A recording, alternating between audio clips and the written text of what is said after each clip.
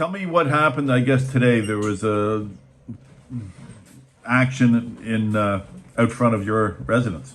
Well, there's a long history here, sadly. I'm the Cobourg police, as you know from that previous interview, charged me back then with assault and trespassing and offensive behaviour.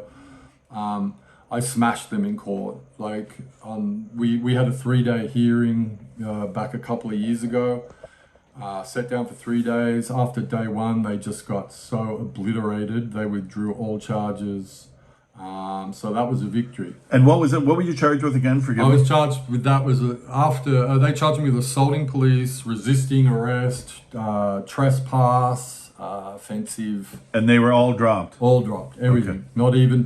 Not even. They couldn't even get me for disturbing the peace because the YMCA staff said on a scale of 0 to 10, 0 being a whisper, 10 being screaming, at what level did Mr. Smith peak at?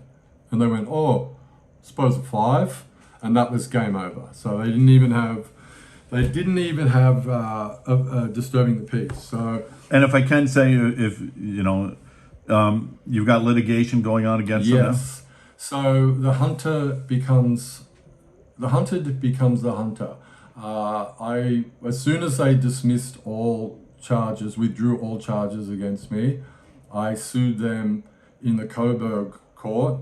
Specifically did it in Cobourg because to keep it under 100,000 and under stayed in Cobourg. Beyond that, you were in Peterborough. And I knew the way these guys handled court cases here, they were just going to drag things on forever. And so I kept it in Cobourg for 100 grand. And this goes to court in June? June 5th, it's discovery. So we're finally, they are the biggest dogs. What they did was, now that I'm suing them, they waited until, we were supposed to have discovery last September, I believe. I've got all the emails that can prove that, all the dates. We had dates, timelines set up to interview the police chief of Cobourg, Van der Graaf. So to go with what happened today, tell me about, I guess, the incident was created from the backyard? So, well, apparently, that's what they say. I think it was a conspiracy to provoke and aggravate myself so that I would do something stupid. And then my case against the cops in June would just be, like, how would I have ever fought that case if back in court, here I am again, assaulting police. So yesterday they turned up. Anyway, back to that point, because we've had this long-standing argument and we are in court, and I am suing the Cobourg Police Service, the chief and the 2 officers involved for 100 grand, and I'm my own lawyer because I can't afford a lawyer anyway. But the lawyers that I did speak to said, no one's going to go up against the cops at the Cobourg courthouse. It's not good for your career.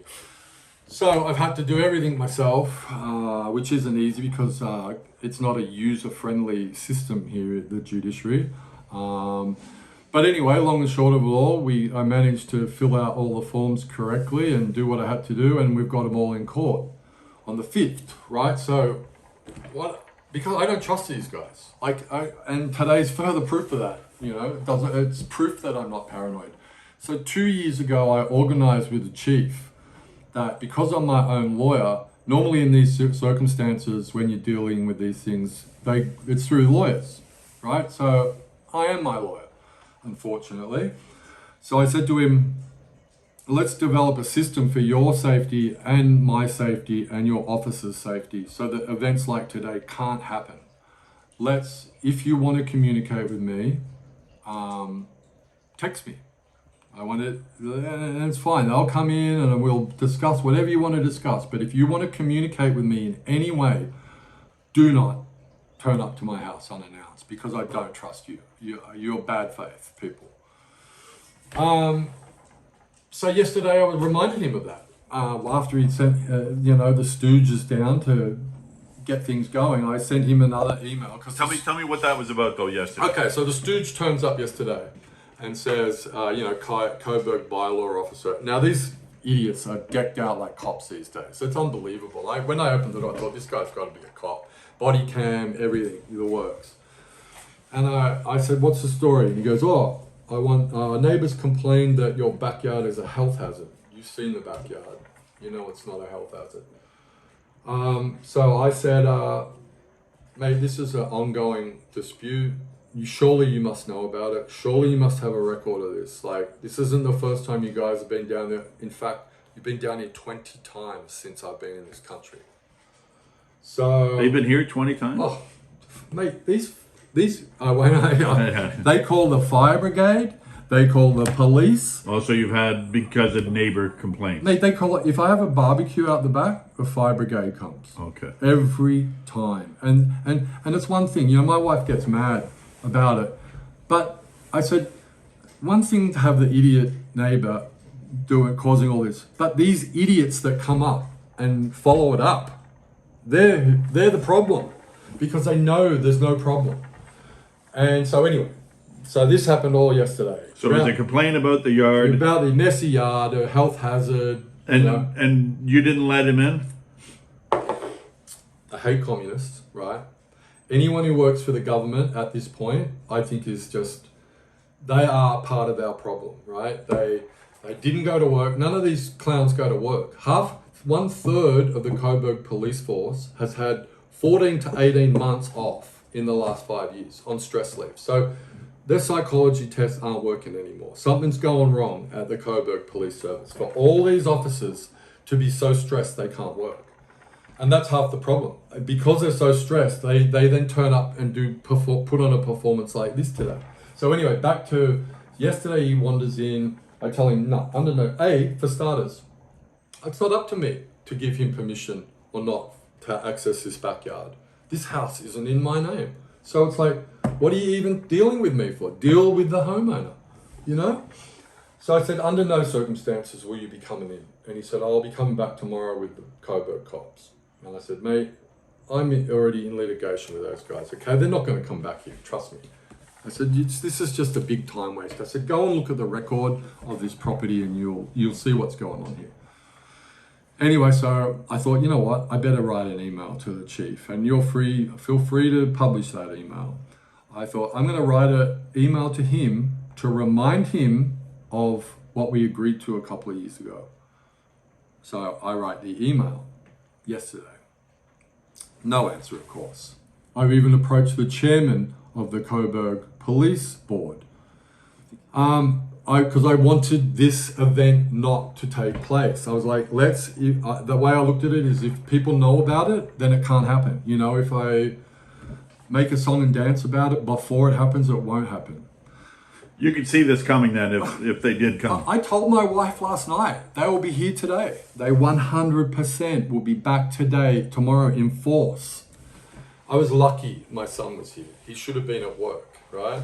I was lucky that I had 2 neighbors. If I didn't have 2 neighbors that wandered over, I would have been charged with assaulting police, resisting arrest, offensive language, all the same shit that the malicious prosecution they did last time would be happening today. How old's your son? And the only reason why I ask is so people don't think that he's 9 or 10 or 18. 18? 18, yeah. Yeah. And I feel bad for him. I don't know how he had the discipline to stand there and film that, because I tell you what, and I'm glad he did. And I said to him afterwards, what you did was perfect, because they would have tried to get you involved. You'd be down here too. You'd be charged with assault, and then we'd lose our video, right? So tell me what happened then. Okay, so I get out. I pull up. My son rings me and says, Dad, there's 3 carloads of cops here. And I was like, okay, I'm coming home right now. So I get home, got the dog in the car, all the shopping, all the meat, black car, windows up, dog's been in there for an hour. I pull up into my own driveway, which is in the front yard, and I got these 6 clowns standing around, and the bylaw clown with them. Anyway, so of course they get the chick to speak. These days cops love that. They love getting the little Karen going, you know. So Karen starts off, you know, this is going to happen, that's going to happen, such and such, we're going into your yard. And I literally said to her, ring the chief. Actually, the first thing I said to her was a classic, because it happened. When I got out, I was a union organizer back in Australia, and we got the shit kicked out of us by cops, like so many different times at rallies and stuff. And we always used to say, if you turn up to a union rally and the riot squad have got their gloves on, you're going to be fighting that day. If the gloves are off, no fight. So I turn up and all the gloves are on. So I get out and they said, oh, we've got our cameras on and rah, rah, rah. And I said, oh, I see you've got your gloves on too. I said, you know what that means? I said, in my country, that means we'll be fighting today. Because when cops wear gloves, they fight. So you come for a fight, haven't you? No, we want access. I said, how do you come you have to bring so many people if you just want access to the backyard? And I said, why aren't you talking to the homeowner? Go talk to the homeowner. What are you talking to me for? I'm the last person that you want to talk to. And I said, you know what you need to do? Go ring your chief. Because I said, I sent your chief a email yesterday because I knew you idiots would be down here today. So anyway, they started crapping on. We're going in the backyard. We're doing this, that, and the other. And did they didn't get there initially because you were... Well, they didn't get there initially because they decided to beat me up instead, right? So I'm still talking to them, but it's not like I'm not standing there having a direct discussion. I'm still doing things like I've literally pulled up. I'm getting my... So while I'm talking to them, I open my door to get my shopping and my dog, put my dog out. And that's when the little Karen just lost her mind. The female, female cop? Female, of course, yeah. You know, DEI stuff doesn't work. Yeah. You know, like diversity, equity, and inclusion, you end up with 4'9" cops, like the guys. Like, I tell you who the weakest link in policing is when they quit the height restrictions, right? When they allowed these little midgets into the police force, the problem is when a midget turns up with a gun and a taser and you're a foot taller than him, they can't help themselves, right? They want to prove, the little cop and the chick always want to prove to the big cops how tough they are. And that's, here we go again. So yeah, the Karen was doing all the mouthing as usual. But you tried to get your groceries out? Yeah, I'm just getting my groceries out. I still had my keys in the car. Like, you know what I mean? So I open my door to get my groceries, get my dog. As soon as I put little Karen's run, you know, slam my door shut. Lucky didn't damage my dog in the process, and said, no, you can't do that. And I said, can't do what? And she said, you can't get your dog out. I said, it's a pup for starters, right? And I'm putting him inside. And so we went to the back of my car and opened that because she was standing in front of the side. It's a van, right? So she's standing in front of the side door. So I go around to the back and open the back up. The dog it didn't even have access to that. It's a Dodge Caravan. So opening the back up was for me to get my shopping out. The dog still couldn't get out at that point. And that was it. I had a little guy, he looked like a backup singer from the Village People. He had a little red mustache, a little shiny bald head. And he just laid hands on me straight away, and that was it, man. Did he say you were under arrest at that No, point? he didn't. And their body cam will mate, these guys screwed up so bad. Exactly. So that's it. As soon as I opened that door of that van, boom, all the little piggies came running in, and it was on. And I am so freaking disciplined with these pigs. I literally just lied there and I just took the blows, man. Like, I just ate it, you know. So when did you ever know that you were charged, and that's what you were charged with, obstruction? They charged me with obstruction back at the police station. So I didn't know what the charge was. To be honest, I thought they were going to do the same as they did last time: assaulting police, resisting arrest, offensive, you know, all the usual shit I thought was coming. Did they ever get to the backyard? Yeah. My wife was watching it on the door cam at work, right? So she just got straight in the car. She's turned up here, took them all out in the backyard, and they just were like...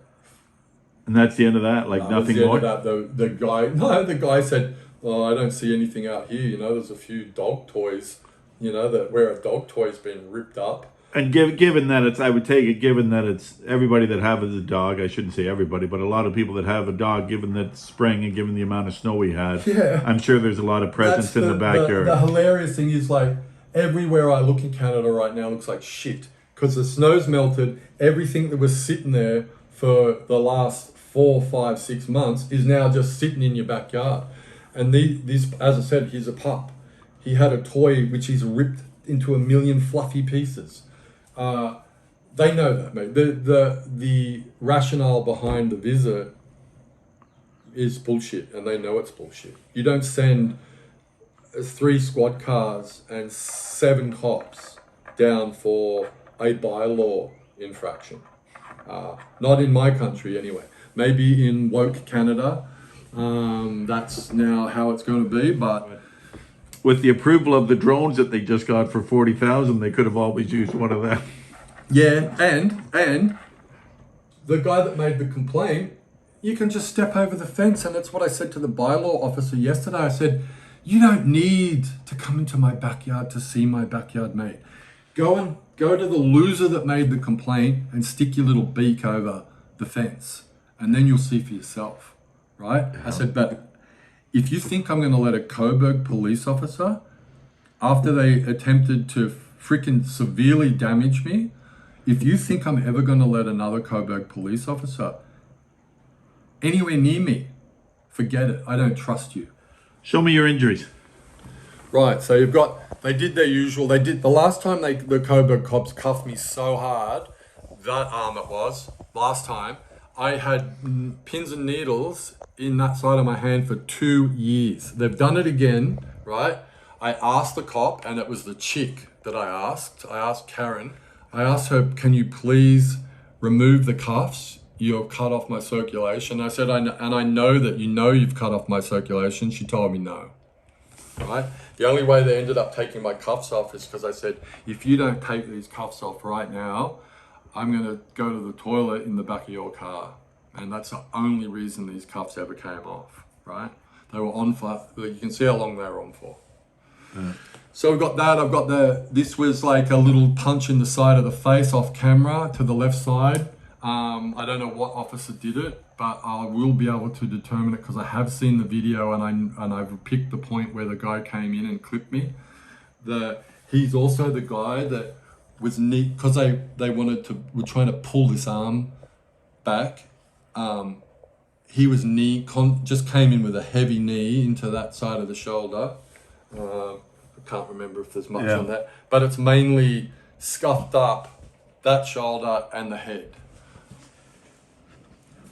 All over something that they could have done from the neighbor who was a complainant, the neighbor's yard. Yeah, this was actually all over the fact that I have the Cobourg Police Service in Cobourg in June for discovery. This is why, the only reason this happened. They were hoping that I would have assaulted someone today, which I didn't. That's the beauty, that's what I said to the cops when we were going back in the car. I said, if I showed your discipline right now, you guys would be fucking severely injured, because they're so weak. That's the problem. These cops, they're tiny. They can't physically, emotionally, or mentally do this job. And they shouldn't be on the force. And that's why they keep having nervous breakdowns and the next few months off at Cobourg ratepayers' expense. It's a disgrace. You gonna fight this one? Oh man, they've turned their $100,000 claim now into $1 million. $1 million I'm going to go against these turds now, and I'm going to show it was a conspiracy. Like, seriously, can you imagine being the police chief and trying to explain to a judge, this guy sends me an email on what day is it today? Wednesday? Thursday. This guy sends me an email on Wednesday telling me he is concerned about my officer's behavior. He's concerned that you are going to come to my house, and I am concerned for my safety. And what do? The next day, you do it. You do it anyway. Now, to me, that is the stupidest. Like I said to my wife, I know they're going to do it. Normally, I would say no, this won't happen because no one would be that stupid. But this is Canada. I don't know what's happening to the law here. I watched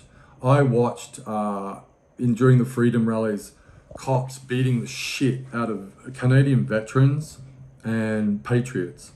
And then I watched the jihadis, the Palestinian freaking Hamas jihadis go on a rampage not long after. And what did the cops do? Donuts and coffee. Cobourg, I'm telling you now, Canada has a serious problem, and you'll be lucky to be a nation in 5 years. And this is it. It's just a breakdown of freaking law and order, where the cops think they can turn up to your house like the Gestapo, kick the shit out of you in front of your children and your neighbors because of a freaking bylaw infraction that wasn't. Like, are you fucking, sorry, excuse the French. Excuse the Australian, I should say. It is a disgrace. And man, I'm going to have so much fun with this court case.